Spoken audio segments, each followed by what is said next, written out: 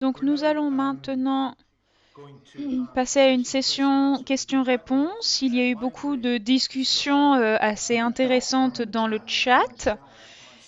Et moi-même et Raphaël, s'il est toujours là, vont sélectionner des questions à poser au panel. J'espère que nous avons donc François, Jim, Roland et Matt. Et Becky, nous avons peut-être même Anthony. Donc il y a une question ici qui dit est-ce que l'on peut garder les matériaux Cobauge exposés à l'intérieur ou est-ce qu'il faut toujours un enduit de finition comme un enduit à l'argile par exemple. Donc je sais qu'il y a des variations au sein des bâtiments pilotes. Qui voudrait répondre à cela? Oui, je veux bien répondre à cela. Tom, est-ce que vous m'entendez? Oui, oui, on vous entend. Donc lorsque l'on construisait le bâtiment prototype à Plymouth, on a réfléchi à la surface intérieure du bâtiment Cobauge. Pour certaines personnes, ça peut être attrayant. Pour l'université, il faut de certaines normes, un certain standing dans leur bâtiment, une finition un peu plus propre, plus finie au niveau de l'apparence. Et donc, nous avons décidé d'avoir cet enduit à l'argile. Je ne vois pas pourquoi on ne pourrait pas avoir quelque chose d'exposé à l'avenir. Certains aiment bien cet aspect non fini.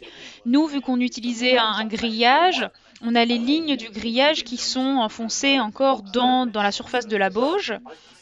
Et moi, personnellement, j'aime bien, donc je vois pas pourquoi on ne pourrait pas juste le garder comme ça. Le seul problème, c'est l'étanchéité à l'air. Et la raison pour l'enduit à l'argile à l'intérieur, c'est pour avoir une meilleure étanchéité à l'air pour le bâtiment, puisque je pense que l'on aurait plus de fuite si on n'avait pas cet enduit à l'argile. J'ajouterais pour rebondir sur la réponse de Matt et d'Anthony qu'effectivement le décoffrage laisse la marque du grillage de manière assez importante. Donc si on prévoit de laisser la bauge apparente, c'est assez souhaitable d'enlever le coffrage le plus tôt possible quand la bauge est encore fraîche, ce qui permet de retailler le petit excédent de terre qui ressort par le grillage et donc d'obtenir une surface un peu plus finie.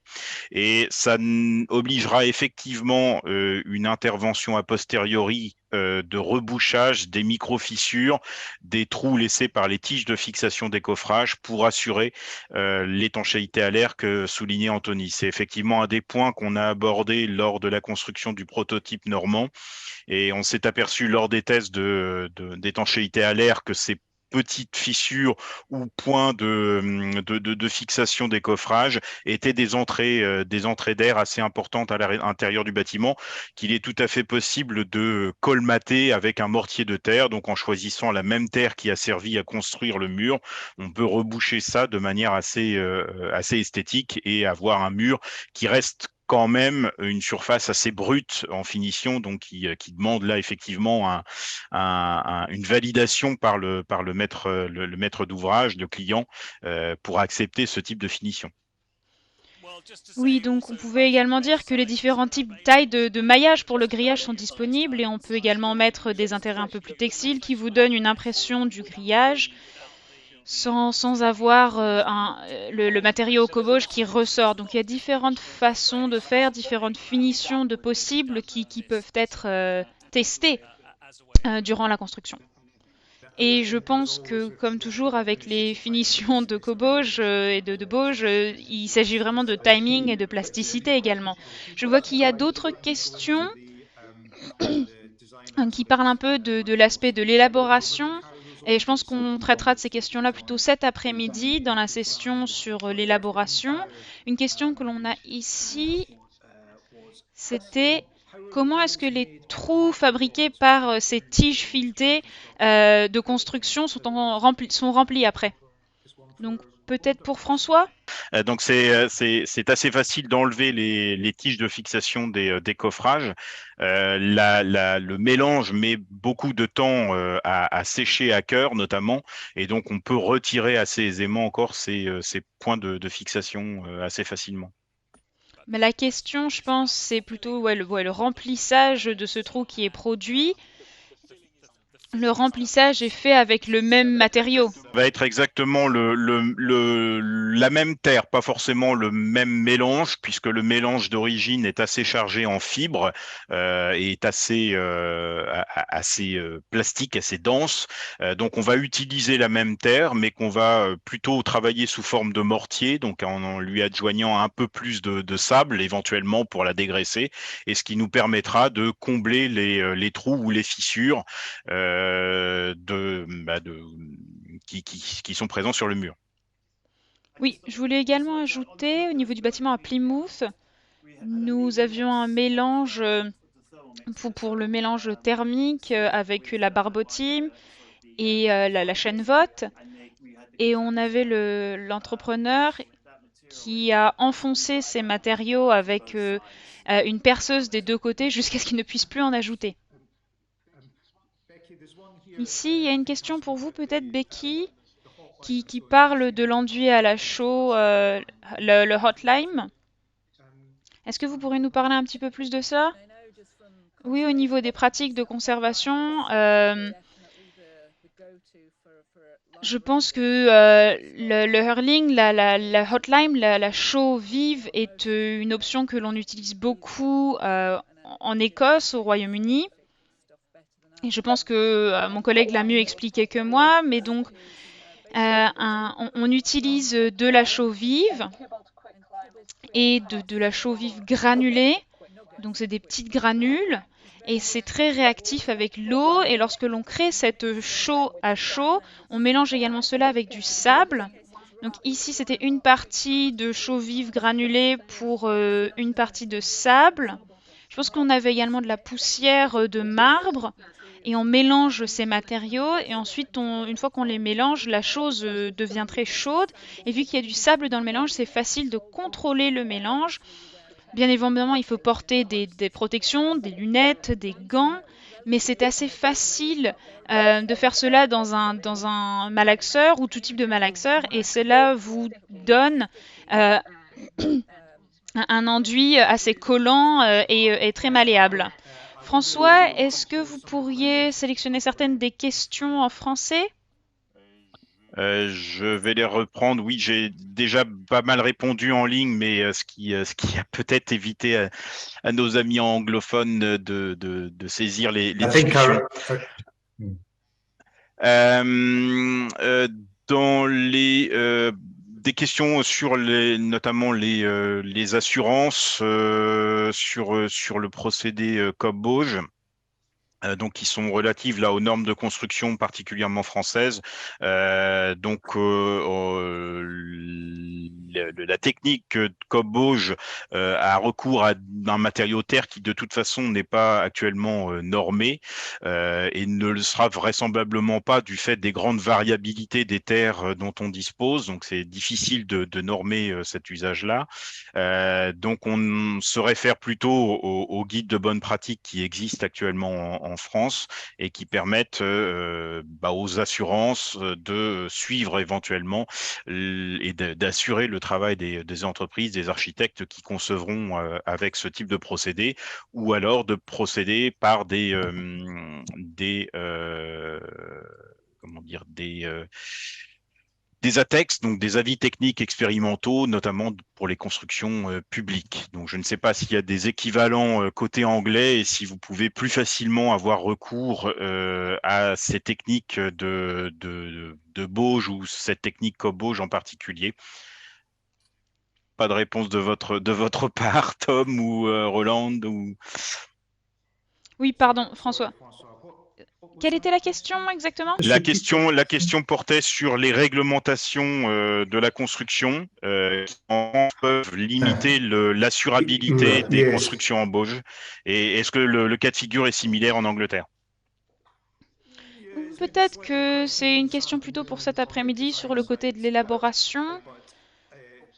Mais bien évidemment, nous avons construit deux bâtiments, donc c'est possible de faire passer ça à travers les réglementations des bâtiments et ce genre de système.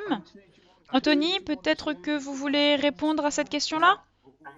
Nous avons une tradition de bâtiments en Bauge et de bâtiments par bloc au Royaume-Uni. Et dans la région est de l'Angleterre, par exemple, la daube et la bauge dans l'est.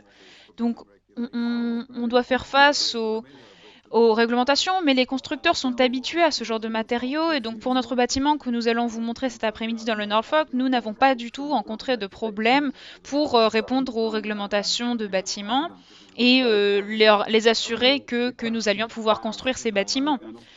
Ici, cela signifie que l'on a vérifié cela avec nos assurances d'indemnification professionnelle et ils veulent bien couvrir la construction.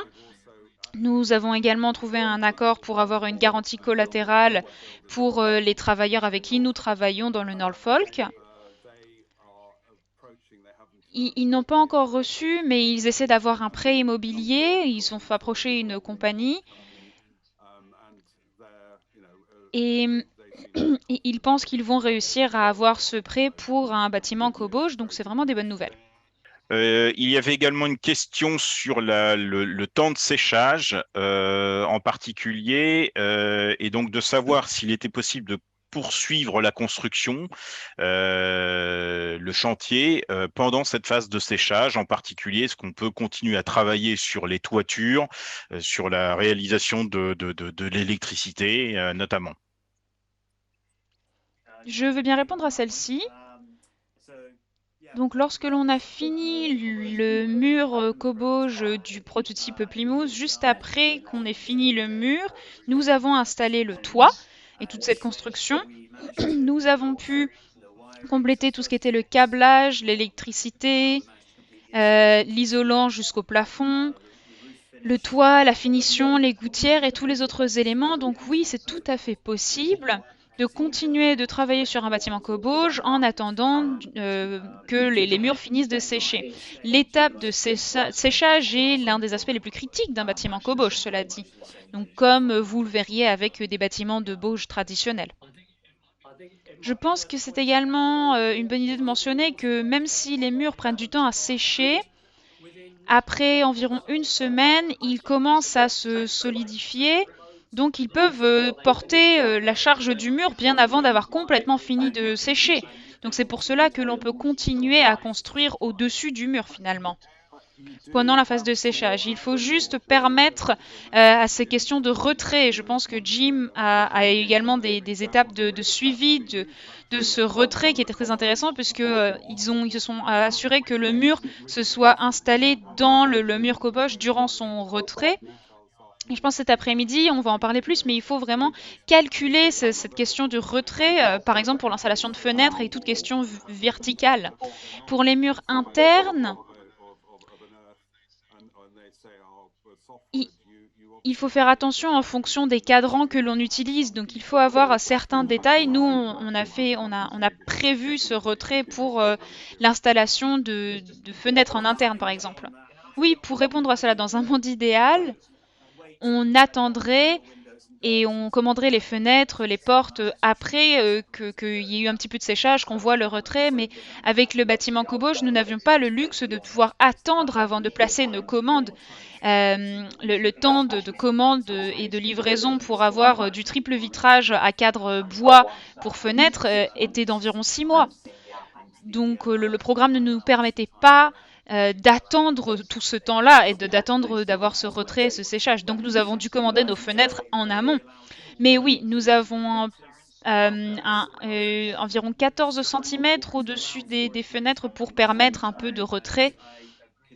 Et je suis tout à fait d'accord que c'était assez inquiétant lorsqu'on en a vu le toit et l'installation en haut des murs et lorsque tout commençait à être en place.